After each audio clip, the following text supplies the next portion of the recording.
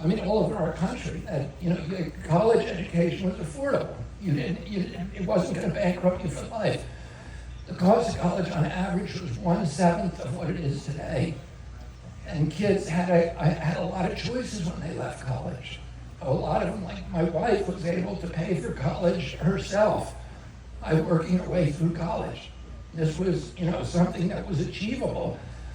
Every American who had a decent job could buy a house, they could buy a car. They could put money aside for their retirement. And this was part of the American promise and the American dream.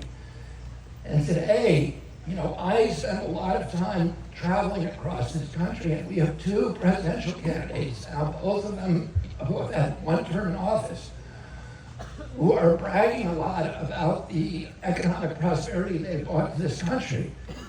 But in traveling across this country, you know, I go for my lawsuits on the Norfolk Southern train ride. I go to Ohio, Eastern Ohio, Western Pennsylvania, Western West Virginia, and I see an America that I never thought would exist. It looks like the South America that I used to visit when I was a kid. The level of poverty that Americans are now dealing with is extraordinary. 57% of Americans cannot put their hands on $1,000 if they have an emergency.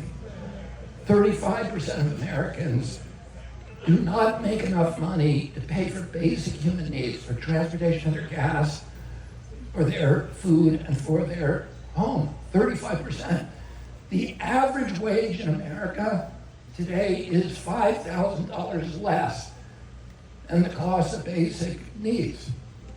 So how are people paying? They're putting it on their credit cards.